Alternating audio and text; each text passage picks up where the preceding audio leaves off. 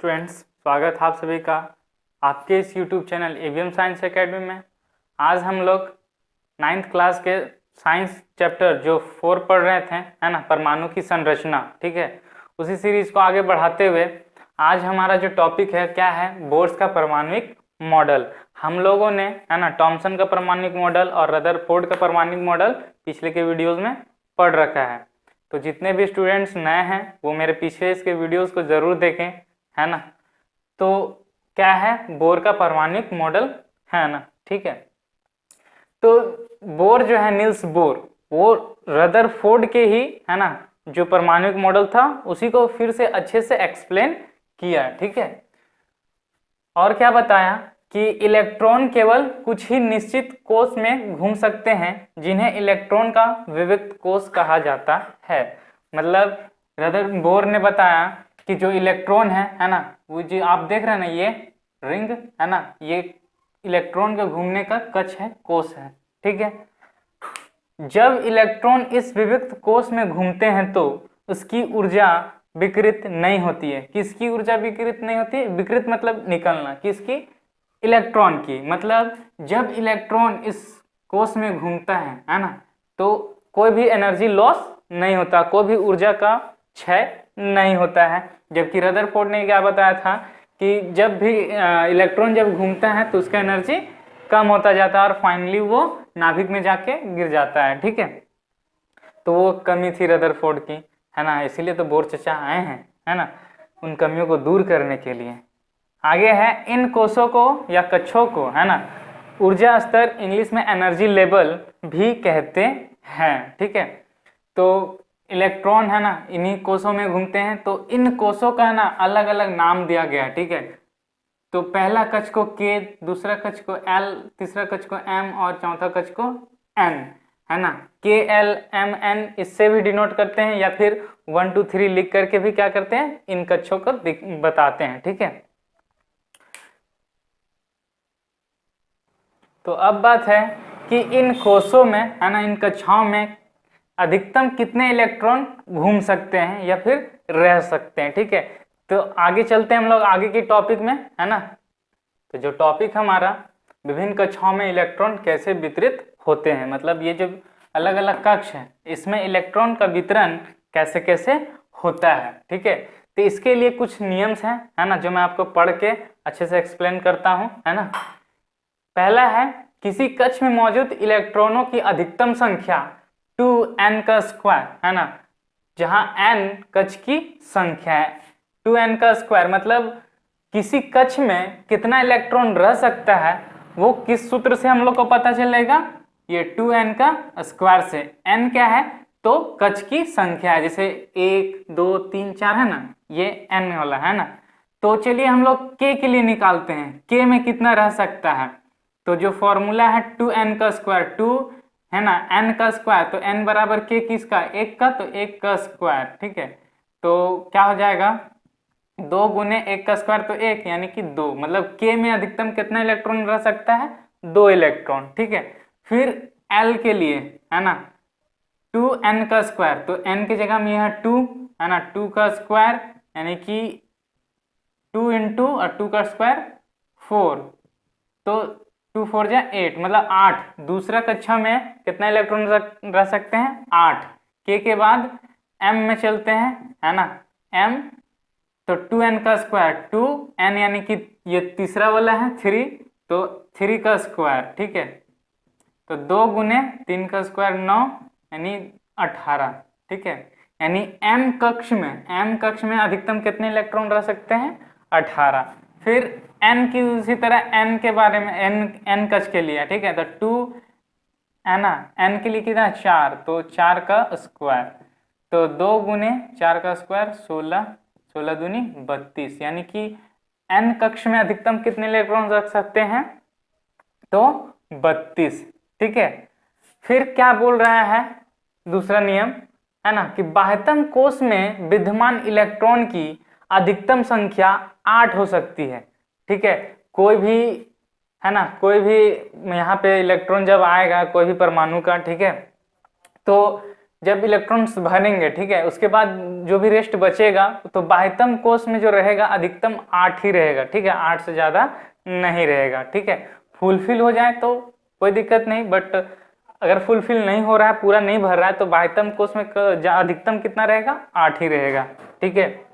फिर क्या बोल रहा है, किसी परमाणु के नए कोश में इलेक्ट्रॉन तब तक स्थान नहीं ले सकते हैं जब तक कि उससे के पहले के भीतरी कक्ष पूरी तरह से भर नहीं जाते। मतलब जब हम लोग, है ना, इलेक्ट्रॉन का जब वितरण करेंगे, ठीक है, किसी भी परमाणु का, तो सबसे पहले कोश को भरना होगा, है ना। पहले कोश में 2 इलेक्ट्रॉन ले रहा है तो उसमें 2 इलेक्ट्रॉन सबसे पहले भर देना होगा। फिर दूसरे कोश में 8 इलेक्ट्रॉन रह रहा है तो इसमें भी 8 इलेक्ट्रॉन पहले भर देना होगा, तब फिर आगे के एनर्जी लेवल्स में, है ना, ऊर्जा स्तर या कक्ष में, आगे के कक्ष में जाएंगे। जब ये 8 भी भर जाएगा तो फिर यहाँ पर आएंगे, तीसरा वाला में 18 और फिर चौथा वाला में 32, ठीक है। तो पहला जब भरेगा उसके बाद फिर दूसरा में जाना है, यही यहाँ पे बोल रहा है, ठीक है। इससे साफ स्पष्ट होता है ना कि पहला जब कक्ष भरेगा भैया तभी वो दूसरे कक्ष में जाएगा, अन्यथा नहीं जाएगा, ठीक है। तो अब, है ना, अब हम लोग को जानना है परमाणु संख्या, एटॉमिक नंबर क्या है ना, किसी भी परमाणु का परमाणु संख्या क्या होता है, ठीक है। तो किसी भी परमाणु में प्रोटॉन की कुल संख्या का मान उसकी परमाणु, ठीक है, परमाणु संख्या कहलाती है। मतलब कोई भी परमाणु है उसमें प्रोटॉन की संख्या, नाभिक में प्रोटॉन रहता है तो प्रोटॉन की संख्या जितनी होगी, है ना, उस परमाणु का जो परमाणु संख्या उतना ही होगा उसका मान, ठीक है। जैसे एग्जाम्पल में, है ना, हाइड्रोजन परमाणु, ठीक है, हाइड्रोजन परमाणु जिसमें प्रोटॉन क्या होता है, 1 होता है, ठीक है। हाइड्रोजन परमाणु प्रोटॉन 1 होता है तो उसका परमाणु संख्या क्या हो जाएगा हाइड्रोजन का, है ना, Z = 1, यानी कि परमाणु संख्या 1 हो जाएगा, ठीक है, हाइड्रोजन का। ठीक उसी तरह हीलियम का, ठीक है, परमाणु, है ना, प्रोटॉन की संख्या क्या होती है, 2 होती है, तो उसका जो परमाणु संख्या क्या हो जाएगा, 2, ठीक है। तो जितना नंबर में प्रोटॉन रहेगा, ठीक है, परमाणु संख्या उतना ही हो जाएगा, ठीक। आगे है परमाणु संख्या, है ना, Z द्वारा प्रदर्शित की जाती है, Z से दिखाते हैं परमाणु संख्या को। किसी भी अनावेशित परमाणु में प्रोटॉन तथा इलेक्ट्रॉन की संख्या बराबर होती है। इसका क्या मतलब है, कोई भी परमाणु, ठीक है, जिसमें कोई आवेश, कोई चार्ज नहीं होता है, ठीक है, उसमें प्रोटॉन की संख्या और इलेक्ट्रॉन की संख्या क्या होती है, बराबर होती है, ठीक है। आगे हम लोग को जानना है ना, द्रव्यमान संख्या, मास नंबर क्या है ना, क्या होता है। तो द्रव्यमान संख्या किसी परमाणु के नाभिक में मौजूद प्रोटॉन तथा न्यूट्रॉन की संख्या का जोड़ होता है, ठीक है। द्रव्यमान संख्या को A द्वारा प्रदर्शित किया जाता है। तो द्रव्यमान संख्या क्या है, ठीक है, कोई भी परमाणु होता है, ठीक है, उसके नाभिक में क्या होता है, प्रोटॉन और न्यूट्रॉन होता है। न्यूट्रॉन के बारे में मैंने पिछले के वीडियोस में बता रखा है, तो जिनको भी समझ में नहीं आ रहा है न्यूट्रॉन क्या है तो मेरे पिछले के वीडियोस को देखें, ठीक है। तो किसी परमाणु के नाभिक में क्या होता है, प्रोटॉन और न्यूट्रॉन होता है। मैंने पहले भी बताया है कि किसी भी परमाणु का, है ना, जो भार है, जो मास है, वो उसके प्रोटॉन पे ही केंद्रित रहता है, ठीक है। तो प्रोटॉन में ही, नाभिक में ही केंद्रित रहता है। तो नाभिक में रहता क्या है, प्रोटॉन और न्यूट्रॉन। तो मास नंबर क्या हो, मास नंबर बराबर, यानी A बराबर क्या हो जाएगा, number of proton plus number of neutron, number of neutron हो जाएगा, ठीक है। नंबर ऑफ न्यूट्रॉन n से दिखाते हैं, नंबर ऑफ न्यूट्रॉन, ठीक है। जैसे एग्जांपल में ले लेते हैं हाइड्रोजन का, ठीक है, हाइड्रोजन का हम लोग को मास नंबर फाइंड करना है A, ठीक है। तो क्या हो जाएगा, है ना, हाइड्रोजन का अगर लेते हैं तो क्या होता है कि प्रोटॉन की संख्या 1 होता है और न्यूट्रॉन की संख्या भी क्या होता है, 1 होता है, ठीक है। तो 1 और 1 मिलकर क्या हो जाएगा, 2, ठीक है। तो मास नंबर हाइड्रोजन का क्या होता है, 2 होता है, ठीक है। फिर आगे में हम लोग एग्जाम्पल लेते हैं, है ना, कार्बन का जो परमाणु संख्या है ना, वो 6 है, यानी कि 6 प्रोटॉन, है ना। प्रोटॉन की संख्या क्या हो जाएगा, Z बराबर 6, यानी कि प्रोटॉन की संख्या 6 है और न्यूट्रॉन की संख्या भी क्या होता है, 6 होता है, ठीक है। तो मास नंबर क्या हो जाएगा, है ना, प्रोटॉन की संख्या 6 प्लस न्यूट्रॉन की संख्या 6, यानी कि 12, ठीक।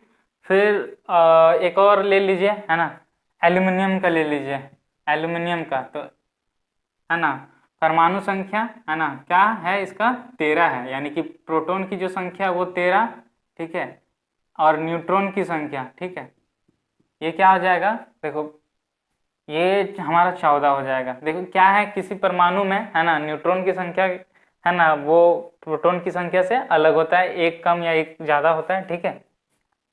तो अब हम लोग अगर एल्युमिनियम का अगर मास नंबर निकाले तो क्या हो जाएगा, है ना, number of proton plus number of neutron, ठीक है, यानी कि 13 प्लस 14 यानी कि 27, ठीक है। अब थोड़ा सा एक टॉपिक और है ना, क्या है, यही मैं चलिए बता देता हूँ, है ना, किसी भी परमाणु को कैसे हम लोग प्रदर्शित करते हैं। तो मान के चलिए कोई भी तत्व है कार्बन, है ना, और उसका जो प्रतीक है उसके प्रतीक को लिखते हैं ऐसे करके यहाँ पे, है ना, कार्बन का C, ठीक है, और जो एटॉमिक नंबर होता है उसको नीचे में लिखते हैं 6, और जो मास नंबर होता है उसको ऊपर में लिखते हैं 12, ठीक है।